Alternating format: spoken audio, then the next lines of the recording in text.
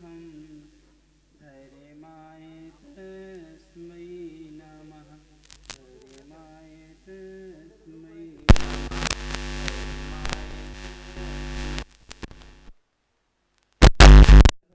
भगवंतों की जय। 24 तीर्थंकर भगवंतों की जय। सिद्धेश्वर 108 अजित सागर जी महाराज जी की जय। पूज्य मुनिषी निराग सागर जी महाराज जी की जय। ढाई दिन में 3 कम 9 करोड़ महामुनि राजों की जय। दर्शनीय बंधुओं, कोई व्यक्ति बहुत लंबे समय से सदियों से अंधकार में रहता है और कोई उसकी जिज्ञासा भी थी और प्रयत्न भी था कि अंधकार से हट करके हम प्रकाश में आए, और वह उसकी भावना और उसका प्रयास धीरे धीरे सफल हुआ और एक दिन उसको प्रकाश क्या है मिल ही गया। और जैसे अभी चतुर्मास के लिए 40 दिन और रह गए हैं, तो इसमें हमें ये प्रयास करना है कि जैसे हम प्रकाश में आए हैं, हमारे सहधर्मी बंधु जितने हैं वो भी प्रकाश में आ जाएं। जैसे हमारे जीवन का अंधकार दूर हुआ है, ऐसे जितने भी लोग हैं सभी का अंधकार क्या हो, दूर हो। और अंधकार को दूर करके एक श्रमण संस्कृति होती है और एक आर्य संस्कृति, सनातन संस्कृति होती है। दोनों संस्कृति में थोड़ा सा अंतर हुआ करता है। अंतर इतना होता है, एक में ईश्वर अवतार लेता है और एक में ईश्वर का क्या होता है, जन्म होता है। दोनों में थोड़ा सा अंतर है। जब यहाँ पर जन्म कल्याण का महोत्सव होता है तो जन जन का कल्याण होता है, यहाँ तक कि नरकों में भी शांति छा जाती है, ये उसका महत्व होता है। और जब कोई अवतार होता है तो यहाँ जितने भी आताताई होते हैं उनका क्या होता है, विनाश होता है, विलय होता है। अर्थात दोनों चीजें हैं कि लोगों के लिए सत्संस्कार एक खुशी को देते हैं, एक दुख के कारणों को दूर करने वाले होते हैं। इसलिए दोनों संस्कृतियां धर्म का ही कार्य किया करती हैं, इसलिए ज्यादा दोनों में कोई अंतर नहीं है। इसलिए आज थोड़ी सी अपन 3-4 बातों पर बात करते हैं। उत्तम जीवन का मिलना ये अपना भाग्य है। उत्तम जीवन इसलिए कि अपन चारों गति की 84 लाख योनियों में देखते हैं तो मनुष्य पर्याय को उत्तम पर्याय कहा गया है। मनुष्य पर्याय का मिलना, उत्तम जीवन का मिलना ये अपना भाग्य है। इसके बाद उत्तम सामग्री का मिल जाना ये अपना सद्भाग्य है। अर्थात मानव जीवन मिला है, आत्म कल्याण के लिए प्रभु के दर्शन मिल जाते हैं, गुरु के दर्शन मिल जाते हैं, प्रभु का मंदिर मिल जाता है, सत्संग करने के लिए हमें स्थान मिल जाता है जब हम सब लोग एक साथ बैठ कर के धर्म की बात करते हैं। अर्थात हम अपने जीवन को पवित्र कैसे बनाएं, हम अपनी बुराइयों को दूर कैसे करें, ये जब हमारी मन में भाव होते हैं और जिस स्थान पर हम बैठ कर के चर्चा करते हैं वो स्थान भी पवित्र हो जाता है, तीर्थ बन जाया करता है। जैसे स्थान पर आज मुनि महाराज आए बैठे, त्रिलोकीनाथ भगवान भी आकर स्थान पर बैठ गए तो स्थान क्या बन जाता है, पवित्र तीर्थ बन जाता है। इसी प्रकार से जब हमारे लिए उत्तम सामग्री मिलती है तो ये हमारा सद्भाग्य कहलाता है।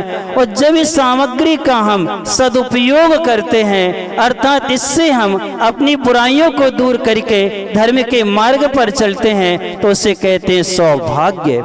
अर्थात उत्तम जीवन मिलना, उत्तम सामग्री का मिलना, इन दोनों के हम जब हम सदुपयोग करते हैं, अर्थात जब हम धर्म का आचरण करते हैं, व्यसनों से बुराइयों से दूर रहते हैं, तो हमारा सौभाग्य क्या होता है, जागृत होता है। और जब हम दोनों सामग्रियों का दुरुपयोग करते हैं, उत्तम जीवन मिला है। मनुष्य पर्याय में आकर के हम शराब में, जुआ में, चोरी में, या लड़ाई झगड़े में, कलह में, वैमनस्यता में यदि हम अपने समय को निकालते हैं तो हमारा दुर्भाग्य कहलाता है। हमने उत्तम जीवन पाया। कई बार हम मंदिरों को लेकर के झगड़ा कर लेते हैं, कई बार हम संतों को लेकर भी क्या कर लेते हैं, झगड़ा कर लेते हैं। और ये जो है संत और मंदिर, ये दोनों जो हैं हमारे लिए सौभाग्य की चीजें हैं, लेकिन जब हम इनके निमित्त से कलह करते हैं, झगड़ा करते हैं या इनका दुरुपयोग करते हैं, इन स्थानों पर बैठकर के जब हम गांजा शराब आदि पीते हैं या वहां बैठकर के जुआ आदि खेलते हैं तो क्या कहलाता है, दुरुपयोग कहलाता है। इसका नाम क्या कहलाता है, ये दुर्भाग्य कहलाता है।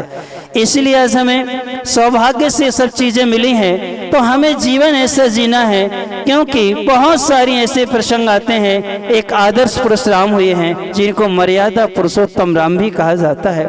उनको मर्यादा पुरुषोत्तम राम क्यों कहा जाता है, क्या कारण है? मात्र एक छोटी सी बात थी, क्योंकि जीवन में मर्यादा पाने के लिए त्याग बहुत करना पड़ता है। जब तक त्याग नहीं होता है तो मर्यादा और पुरुषोत्तम बन भी नहीं पाते हैं। राम ने अपने पिता की आज्ञा का पालन करने के लिए अर्थात अपने सारे सुख का क्या कर दिया? त्याग कर दिया। और सारे सुख को त्याग करके कहाँ चले गए? वन में गए। और जब वन में गए और वन में उनका कितना बड़ा टेंशन नहीं होता होगा, हुआ होगा कि नहीं हुआ होगा, कि जिनको राजा बनना है और राजा न बनने के बाद में छोटे भाई को राज मिल जाए। और जब वो वन में गए तो हम उससे पूछते हैं, वन में जब राम रहे हैं, 14 वर्ष वन में रहे, तो 14 वर्ष में कौन सा व्यसन किया? क्या उन्होंने कभी बीड़ी पी, तंबाकू खाई? क्या कभी उन्होंने कभी शराब का सेवन किया? क्या किसी जीव को सताया, किसी को मारा पीटा, कुछ भी किया? क्या कुछ भी नहीं किया। जहां भी गए हैं प्रत्येक जीव का क्या क्या उन्होंने कल्याण करते रहे। त्याग के माध्यम से जीवों की रक्षा करते करते 14 वर्ष का जीवन उन्होंने निकाला।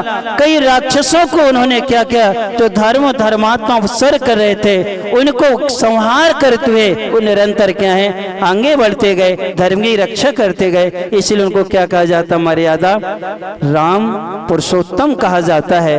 तो क्या आज हम वो मर्यादा नहीं बनाना चाहेंगे? क्या आपका गांव क्या आज एक आदर्श गांव नहीं बन सकता? क्या आज हमारे गांव में भी ये व्यसन दूर हो जाए, अर्थात हमारे नगर में शराब पर प्रतिबंध हो जाए, हमारे नगर में मांस आदि अंडे आदि की बिक्री पर क्या हो जाए? प्रतिबंध हो जाए। हमारे नगर में तालाब आदि हैं, उनमें जीवों को मारने का कार्य क्या हो जाए? बंद हो जाए। यदि ये कार्य हम करते हैं तो मर्यादा पुरुषोत्तम राम के सच्चे भक्त कहलाते हैं कि वास्तव में हमने अहिंसा का जीवन दिया है। 14 वर्ष वो वन में रह करके जब उनने किसी को नहीं सताया, टेंशन में रहे तो ये भी नहीं सताया। हमारे लिए तो कोई टेंशन नहीं है, हम दूसरे जीवों को क्यों सताएं? जियो और जीने दो का संदेश दे करके हम अपने जीवन को पवित्र बनाएं। क्योंकि हमारे आचार्य भगवंतों ने बहुत संक्षिप्त में 5 सूत्र दिए हैं और 5 सूत्रों को हम मात्र 20 शब्दों में आपसे कह देते हैं। यदि वो 20 सूत्र हैं, 20 शब्द हैं, वे 5 सूत्र हमारे जीवन में आते हैं तो हमें राम और हनुमान और कृष्ण जैसा बनने के लिए कोई रोक नहीं सकता है। हमारा जीवन अपने आप क्या होता है? पवित्र बन जाता है। पहला है जियो जीने दो, हम भी जिए और दूसरे को भी जीने दो। अर्थात जो जो चीजें हमें अच्छी नहीं लगती हैं उसको भी तो अच्छी नहीं लगती होंगी, तो हम उसके साथ में वैसा व्यवहार क्यों करें? यदि कोई हमारे पास प्रति बुरा व्यवहार करता है, हमें अच्छा नहीं लगता है, वो भी तो एक आत्मा है, उसमें भी तो क्या है? जीव है, उसको भी तो बुरा लगता होगा। इसलिए उसके प्रति हम वैसा व्यवहार ना करें। एक जियो जीने दो, ये 3 शब्द हुए। फिर इसके बाद में है जो कहो वह करो, जो कहो वह करो, यानी हमने कहा है तो हमें क्या है? करना है। अपने वचनों की इतनी प्रमाणिकता होना चाहिए कि शत्रु भी तुम पर क्या कर ले? विश्वास कर ले। युधिष्ठिर जब दुर्योधन को मालूम चला कि अब सब कुछ हम कैसे जीतेंगे, तो कह ले जीतने का उपाय यदि चाहिए तो युधिष्ठिर से मिलेगा। किससे मिलेगा? तो उस समय दुर्योधन कहता है कि युधिष्ठिर वो हमें क्या बताएगा जीतने को उपाय? उन्हीं से तुम्हारा क्या हो रहा है? युद्ध हो रहा है। तो कृष्ण जी ने कहा देखो उस समय जब तक सूर्य का अस्त नहीं होता है तब तक तुम लोग आपस में योद्धा हो। सूर्य अस्त के बाद में वो तुम्हारा भाई है और तुम उसके लिए क्या हो? भाई हो। तुम जाओ, तुम उपाय मिलेगा। और दुर्योधन गया और जाकर के युधिष्ठिर से पूछा कि अब इसका कब अंत होगा, हम ये तो कैसे जीतेंगे? तो नितनी कहा उपाय तुम्हारे घर पर है, तुम जाओ, तुम उपाय मिल जाएगा, तुम्हें कोई नहीं मार सकता, तुम अजय हो जाओगे। कहले क्या उपाय है? कहले जाओ अपनी माँ से निवेदन करना, और तुम्हारी माँ क्या है? सती है, शीलवती नारी है, उन्होंने अभी तक किसी का चेहरा नहीं देखा है, और जैसी आंखों की पट्टी वो उतारेंगे तुम्हारे शरीर को देख लेंगे, तुम्हारा शरीर क्या हो जाएगा? वज्र का हो जाएगा। इसलिए जाओ, उपाय कहाँ है? तुम्हारे घर पे है। किसने कहा? युधिष्ठिर ने, यानी जो कहो वह करो, यानी उनके वचनों पर दुर्योधन ने भी क्या कर लिया, विश्वास किया और वो गए। बाद में भले कृष्ण जी ने कुछ संशोधन उसमें कर दिया, ये बात अलग की है, लेकिन हम कहते जो कहो अपन को क्या है, करना है। इसके बाद में तीसरा सूत्र है, शोषण कभी नहीं, कहीं नहीं। शोषण हमें कभी नहीं करना चाहिए और किसी भी क्षेत्र में नहीं करना चाहिए, ना पारिवारिक क्षेत्र में, ना सामाजिक क्षेत्र में, और ना राजनीतिक क्षेत्र में, और ना आध्यात्मिक क्षेत्र में। चारों प्रकार के क्षेत्र में कभी किसी का शोषण नहीं करना चाहिए। अर्थात यही कहलाता, हमारा अचौर्य व्रत कहलाता है कि शोषण कभी नहीं करेंगे और कहीं नहीं करेंगे। फिर इसके बाद में चौथा है, जैसा मैं वैसे सब, यानी जैसा मैं हूं वैसे क्या है, सब हैं। जैसे मेरी आत्मा है वैसी सबकी आत्मा है। यदि हमारे जीवन में आ जाता है, ये ब्रह्मचर्य कहलाता है कि अर्थात किसी के प्रति दुर्व्यवहार अच्छा नहीं है तो हमारे प्रति भी अच्छा नहीं है। इस प्रकार से जैसा मैं हूं वैसे क्या है, सब हैं। ये चौथा सूत्र है। पांचवा सूत्र ये है कि सबका सुख अपना सुख। किसका? अपना सुख, सबका सुख नहीं, सबका सुख सो अपना सुख, यानी सभी सुखी रहें। और सबको सुखी रखने के लिए हमें यदि थोड़ा बहुत दुख उठाना भी पड़े, हम दुख उठा लेंगे, लेकिन हमारे निमित्त से सब क्या होना चाहिए, सुखी होना चाहिए। ये अपरिग्रह का क्या कहलाता है, सिद्धांत कहलाता है। हम ऐसे अहिंसा आदि के, अहिंसा, सत्य, चौर्य, ब्रह्मचर्य, अपरिग्रह, ये 5 सूत्र हैं। इन 20 शब्दों में यदि हम अपने जीवन में इनको उतार लेते हैं तो हमारा जीवन पवित्र पावन बन जाया करता है। तलवाड़ा वालों के लिए बहुत उत्तम जीवन मिला है। उत्तम जीवन के साथ में उत्तम सामग्री तुम सबको मिल गई है। बहुत अच्छे अच्छे जिन मंदिर भी हैं, और भी शंकर जी के, हनुमान जी आदि के बहुत सारे जिन मंदिर हैं। उन मंदिरों को हम मिलकर के अच्छे से आराधना करके अपने जीवन को क्या कर सकते हैं, अच्छा बनाए, और हम अपने जीवन से व्यसन है, बुराइयां हैं, उनको दूर करें। अर्थात आपस में मिलजुल करके मैत्री भाव के साथ में रहते हैं तो हमारा सब क्या करते हैं, सहयोग करते हैं। इसलिए राम ने वन में रह के किसी को नहीं सताया, तो सबने राम का क्या किया, सहयोग किया। बिना मांगे भी सबने का क्या किया है, सहयोग दिया है। हम सब भी ऐसा ही अपना जीवन बनाएं, जिससे हमें सबका सहयोग मिलते हुए हम अपना जीवन अच्छे धर्म में व्यतीत करें। ऐसी मंगल भावना है कि तलवाड़ा वालों को अंधकार में थे लंबे समय से, प्रयास किया, आपको प्रकाश मिल गया। अब ये प्रकाश मिला है, अब हम सदुपयोग कर लें। अर्थात हम 40 दिन जो हमें मिले हैं, दीपावली को दीपक जलते हैं, एक रात में ही उतना ही अंधेरा दूर होता है। आपके लिए तो हमारे गुरुवर विद्यासागर महाराज ने ऐसे ऐसे दीपक दे दिए हैं, इन दीपकों का प्रकाश कभी शांत नहीं होता है। एक बार जल गए तो ये जलते ही रहते हैं, प्रकाशमय बने रहते हैं। हम ऐसे इनके जीवन से प्रेरणा लेकर के अपने जीवन को भी प्रकाशमय बनाए। इन्हीं भावना से बोलिए परम पूज्य संत सुनी आचार्य भगवंत गुरुवर श्री विद्यासागर जी महाराज की जय। स्वर्णकार समाज, पाटीदार समाज, सोमपुरा समाज और हमारे गांव के सरपंच साहब भी हमारे बीच उपस्थिति में आवें और महाराज श्री को श्रीफल भेंट करें। दीनज जी त्रिवेदी, प्रकाश जी भट्ट, नारायण जी सोनी, पूर्णाशंकर जी द्विवेदी साहब सभी आवें और महाराज श्री को श्रीफल भेंट करें।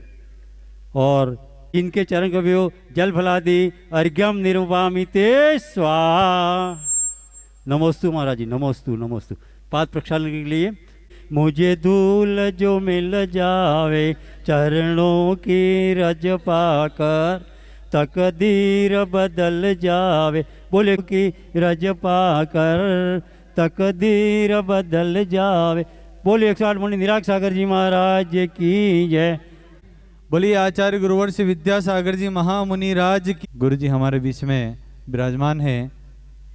जैसा कि कमलेश भाई का आदेश हुआ, 29 तारीख को रविवार को आगामी जो हमारा विधान अष्टानी का पर्व में जो विधान आयोजित होना है, कल्पद्रुम महामंडल विधान, जिसके पात्रों का चयन 29 तारीख रविवार को प्रतिष्ठाचार्य प्रदीप भैया सुयस जी के सानिध्य में सभी क्रियाएं, सभी पात्रों का चयन होगा, सभी अपनी मानसिकता बनावें और रविवार को सभी को वहाँ पर अपने नौरे में उपस्थित होना है।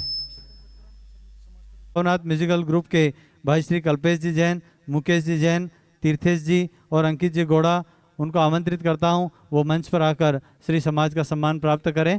भाई श्री कल्पेश जी, मुकेश जी, तीर्थेश जी और अंकित जी के कार्यक्रम के लिए उपयोग के लिए काम में आएगी और ग्राम पंचायत ने उसके लिए सारे जो दस्तावेज कागज वो तैयार करके रखे। आने वाले रस उत्सव में इसी जमीन पर रस उत्सव का कार्यक्रम होगा। इसी के धन्यवाद। धन्यवाद। एक बार पुनः सभी दोनों हाथ जोड़ के तालियां बजाएंगे। चलिए साहब, घर परिवार में जो भी है बच्चे सब आ जावे यहाँ।